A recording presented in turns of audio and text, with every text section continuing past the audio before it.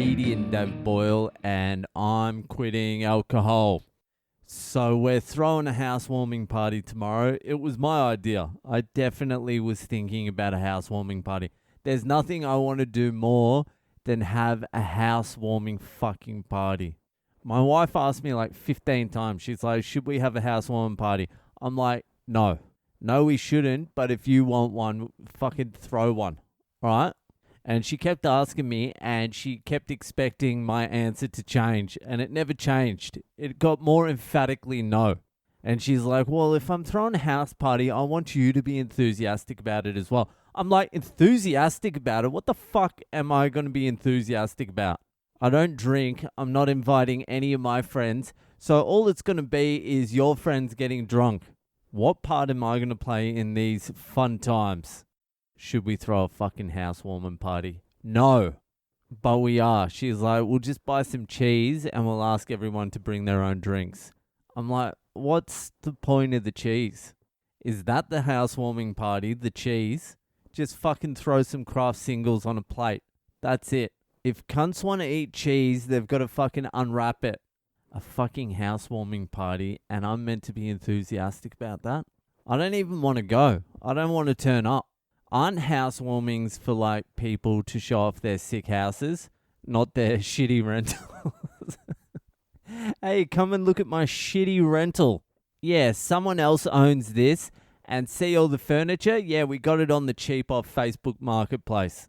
Real cheap shit this is. Would you like a craft single? I guess she just really wants to get drunk because there really isn't that much house to warm. She went out last night as well and came home fucking hammered. And she's like, it's so much better when it's just the girls. I'm like, I've never, ever once wanted to go out with you or your friends. Once, ever. I'm like, don't fucking lump me into that fucking category. Because I have fucking said no to just about every invite you've given me over the last 10 years. I'm not trying to come out with you and the girls. Trust me. I am very happy just sitting at home by myself, contemplating my own fucking mortality, alright? I am more than happy just sitting here reading Buddhist texts and finding out about the hell realms where I'm definitely going to. Hell in Buddhism does not sound fucking exciting. Like if you fuck up here, which I clearly have already, there are 3 lower levels of life you can be reborn in. The hell realms, which is almost an eternity of like suffering. The hottest hot, the coldest cold, all that shit. Another lower realm you get born into is the hungry ghost realm. Like you're just a ghost and you're hungry. You're always hungry or thirsty, and you can never quench your thirst or satiate your hunger. Even though there's just like a burger there, you can't fucking eat it. Your mouth is too small or something, or you can't fit a straw in there. Something like that, but you become a hungry ghost, which sounds fucked as well. And the other lower realm is being reborn as an animal. And they specifically say, they said it like 2 or 3 times, animals are stupid. And they are. They're like, if you got all the Buddhas in the universe and tried to teach the Dharma to a fucking dog, the dog would have no fucking idea what's going on. That's how dumb animals are. Anyway, I'm more than happy just sitting here by myself thinking about my eternity in the hell realm. Although I did find a little bit of help today. There was a Buddha named Milarepa. Milarepa. Milarepa. And he was a murderer. He murdered a bunch of different people, but then found the fucking Dharma and became an enlightened being. So there's still hope for the boy Al. I don't know what fucking Milarepa did to get past the murders, but when I was looking at the checklist of things that get you sent to the hell realm, I pretty much ticked all the boxes. So I've got to clear some karma real fucking soon. They also said in this Buddhist text that if you call someone an animal's name as a slander, you are more likely to be born into the animal realm. So if you call people like dog cunts, you fucking dog, rat, dog cunt, I suppose you're more likely to get reborn as a rat, dog cunt. It would suck to be a rat, dog cunt. Anyway, I'm happy doing that instead of fucking housewarming. But anyway, who gives a fuck? Because it is a fucked up Friday time.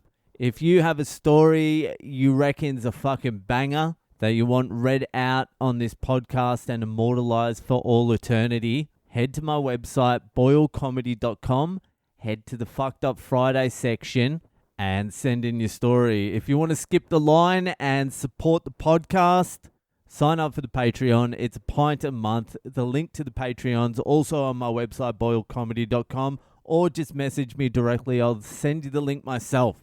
Anyway, let's move on to this week's Fucked Up Friday. So this one was sent in by my man Kieran Jenkins out there in fucking Newquay, England.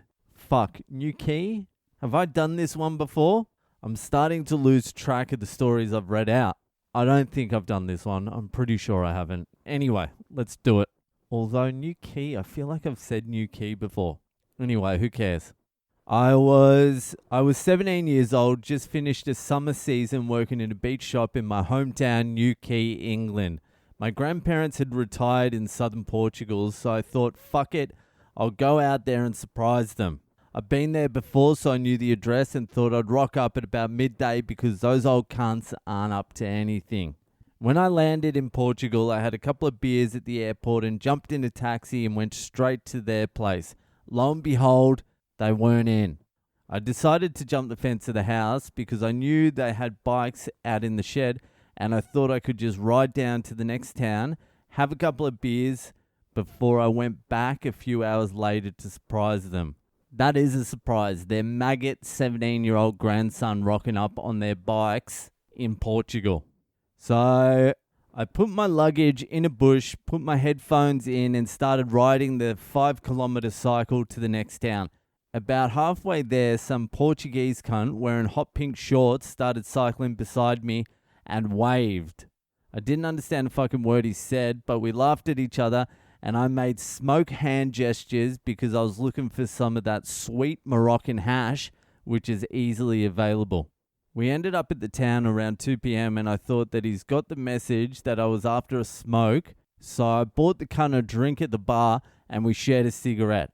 I made the smoke gesture again and he nodded in compliance. He called a Portuguese waitress over and he told her to write something down for me.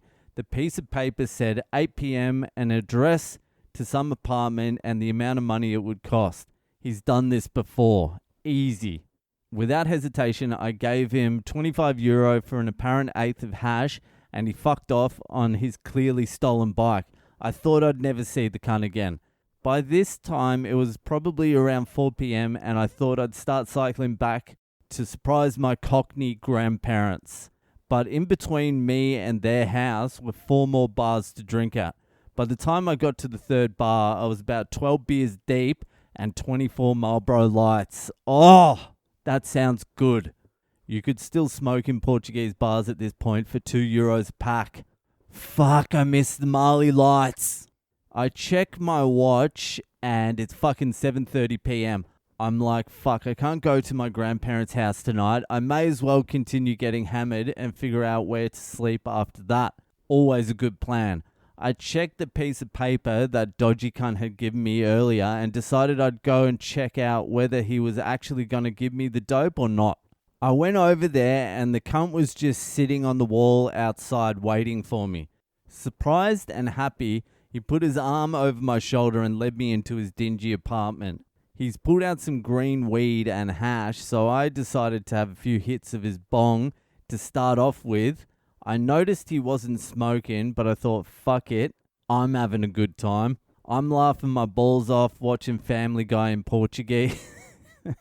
That is such a stoner thing to do. Watching Family Guy in Portuguese, sinking a bottle of duty-free rum, and as I'm at it, and this guy is just sat there watching me. I thought it was weird, but also thought I'm high, so maybe it's me. He fucked off into the toilet and I'm like, fuck this. It's getting a bit weird, so I decide to make a sneaky escape. Just as I went to stand up, the guy walks out of the bathroom holding his fully erect cock, making some fucked up hand gesture and saying something in Portuguese I'd never want to understand. That takes some balls just to drop that on someone. Drop the old walk out of the toilet with a fucking boner. It's a risky move, but sometimes it pays off. Sometimes you got to be a risk taker. So he's standing in the way of me and the exit of the apartment, and I'm like, what the actual fuck am I supposed to do? So I pick up his bong, flip it upside down to use as a weapon, and threaten him with it, spilling dirty bong water all over the carpet. Get away from me, cunt. I've got a wife and kids. That's what he yelled. And the cunt jerking off is like, yeah, that's why I'm doing this. Give you a little bit of excitement, you know? So he yells, I've got a wife and kids. I've barely lost my virginity at this point in my life. I managed to barge past him and ran as fast as I could down the stairs, grabbed my bike and just bolted it as fast as I could. It's only about 5 minutes from his apartment to my grand's house. I'm about a minute from their house and I see these fucking headlights behind me and I'm like, no, fuck. They keep about 100-meter distance from me until I get to the gate of the house. I bang on the buzzer of the gate as quick and as hard as I can. Just as my granddad comes to the gate, the car following me pulls up as well. My granddad looks at me and in his Cockney accent says, Kieran, how you going, all right? This cunt was born in 1942, had the shittiest life and served in the Falklands War. Then the cunt in the car jumps out and yes, it's that Portuguese cunt that wants to bum me, wearing nothing but his underwear. He starts shouting shit at me, waving his hand at the air, pointing at me, and then starts shouting at my grandfather. I'm mortified, but have no fucking idea what's going on. The bloke continued shouting in his language, pointing at me and then my grandfather. My granddad is confused, but looks at me and says, the brown cunt says you've got his wallet. I turned around and looked at the half-naked dude, and he's waving my wallet in the air. We swapped wallets, and I swear the cunt still had a semi-erect penis, and then he speeds off, and now I have to face my racist, homophobic Cockney granddad. I asked him what the dude had said, and he just sighed and said, we'll talk about it tomorrow. Let's have a beer. Fuck, I love the oldies. We never spoke about it again. Of course you fucking didn't. Luckily, my grandfather now suffers from Alzheimer's. Yeah, who's that lucky for? Definitely not your fucking grandfather.